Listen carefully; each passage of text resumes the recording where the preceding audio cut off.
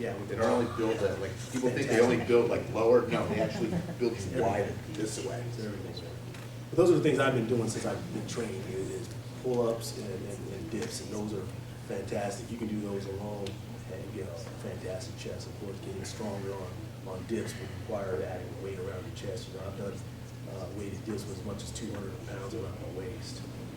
You know, and my triceps are extremely strong. That's the only reason. Yeah. And as far as the ego problem too, he's like, oh wow, I can do that. Put what on there? I'm gonna put some more. So we've done some of those crazy things, but that's what I would recommend for that. All right, cool. Like, you answer yours? Do you want to answer yours? I got 3 questions. Yeah, I got 3 as well. Which one is the most important to you? Number 1, 2, or 3? All from Alex. All Alex. It's all out. Oh, wow, I got different questions. What's your top question for Dennis of the 3 you asked, remember? I can remember. Number 1, what arm exercises would you recommend for more mass Actually, gains? I have yeah, for you, I want to know, how can you develop a wide back? I've been trying to incorporate like back and shoulder work routines, and I'm just like, Rule number 1, your back can't get wider than your shoulders. So you gotta have wide shoulders in order to get a wide back. You know, you only that wide. So, because you have this question here, I have always struggled with shoulder exercises. Which exercises would you recommend for great shoulder gain and tone? There's so many exercises for shoulder you can do. You know what I mean? So I can tell you, they're basically all great, you know, but you gotta find out for yourself what works for you the best. What you're I can strongest tell at. you what works for me the best, and this is something that I've been doing ever since I started training, and that is shoulder presses. I used to do it to the rear. I can't do it no more. I do it to the front. Military presses. Then I do dumbbell side laterals. Different variations. Sometimes, you just do seated, standing. Sometimes I lean against the high incline bench, just in order to take the body out. Just actually work with the shoulders only. Then there's the rear delts, the pec, the rear delts. You can do it with the dumbbells, leaning over a bench. You know what I mean? So, but you got to find out. You got to try these exercises and see which one works for you. You can immediately tell sometimes. If you do seated shoulder side laterals or standing, sometimes you get a better pump doing standing. Because a lot of people, they use their body just a little bit. I like to sit down or lean against something in order not to use my body at all. So like I said, military presses is for me bread and butter for the shoulders, side laterals, and front raises. There's front raises you can do with the dumbbells, you can do them with the barbell, you know what I mean, or even just a plate, and raising in front of your face. There's so many things you can do. Because people always ask me, Dave probably get this for his back all the time. What do you do for your back? He'll probably do less than people that have been trying to get a great back, and it's just because it's a lot of genetics. You know what I mean? He can probably get away with just doing chin-ups. That's the way it is. I can get away with shoulders by not training them at all. Same thing traps. People ask me, what do you do for your traps? I don't train traps. Because if I would train traps, I would be able to see Scott right here. This is the thing, because my traps, I get a great pump, shoulder presses, military presses, whatever I do, my traps work also, and they grow, very, fairly easy, So, like I said, it's always for you to find out what works best for you, because what works for him might not work for you, maybe not at all. You know what I'm saying? So, there's so many exercises, but I would always stick with the basics first and then work myself up and start adding new exercises, and find out which one really works the best for yourself.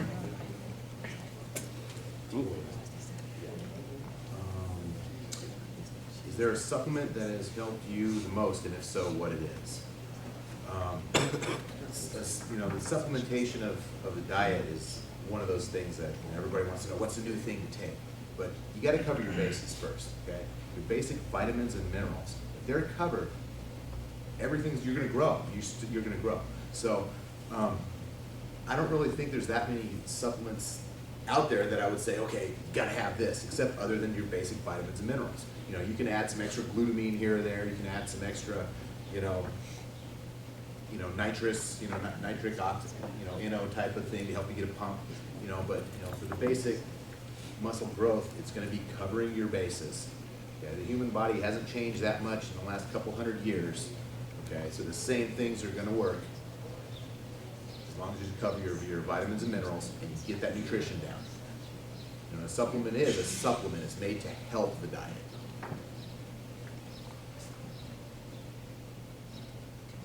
Right. All right, Alex, you got a crazy question here, man. Here we go. Which abs exercise would you recommend to get great abs results, such as yourself? Here's something, dude. I don't train abs, but that now I do. But in the past, I have not. And my wife will tell you, I didn't do cardio. I didn't do any ab work. It was strictly diet, bro. It was if I did any ab work, it was me flexing in the mirror. That was about the extent of it. I didn't do a knee raise, leg raise, one crunchy, this, none of that. I didn't do any of those. Now I'm doing them just because, as some people may or may not know, I had a double hernia surgery. That was elective. I had elected to have it done, and then now Scott is having me doing a lot of ab work since I was out of the gym for 8 weeks, actually almost 10 weeks, no weight at all. My core was left out of the picture, so I wanted to bring that back stronger than ever. So when I took up doing other exercises, that I have a stable little area there to get going with. But now, I'm going to use that, as far as my training goes. I love doing those Roman chair V-ups or Roman chair knee-ups, as you would call them, where you're leaning back and you're basically using your body as a to equalize itself, bringing your knees in. I love doing those. Hanging knee raises, if you can. I can't do leg raises just because of that repair there, that kind of stuff. Any isometric tension you can put on the ab muscles, man, is good.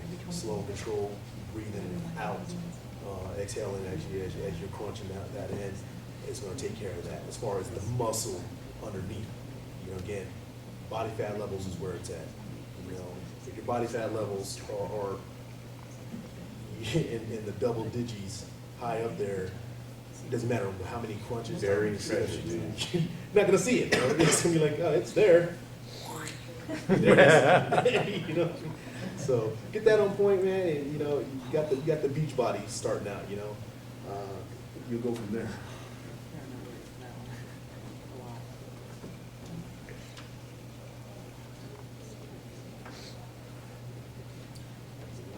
Any other questions? Some fun ones. You wanna go for Scott? You feel that? I got a question for each of you. I mean, you're as IFBB pro, what do you like most about being a pro bodybuilder? What do you like least about it? Best has always been the winner. But it's one of those things, like I said previous, man, it's great to win. Everyone that's right here has won something. Otherwise, we would not be here. A lot of things. A lot of things, over the years. Some of us had a lot of giant trophy rooms, I'm sure. But every one of us are champions in our own right, and we've all done what we needed to do to become an IFBB pro. And you got to get that certification to do so. But like I said, mine is stating I like to win, but one of the greatest things to do once you get to this level is you got to learn how to lose, because you're not always going to be at the top, and when you're not, you can't let that determine the rest of your career. So for me, that's definitely been an eye-opener. I learn how to lose gracefully. I might kick and throw a fit in my car and on the way home, and behind closed doors, but I'm not going to do that in front of you guys, in front of the general public, because we know as professionals, that's how I want you to see that as professionals. This is how we carry ourselves. We're not going to sit there and pitch a fit every time something doesn't go our way, because that's life. Life doesn't go your way. And this is just one of those things where it's so subjective. There's going to be things you don't agree with in our industry. Hey, you're free to go. No one's keeping you here. You know what I mean? I love to do what I do because I love what I do. I wouldn't change it for the world.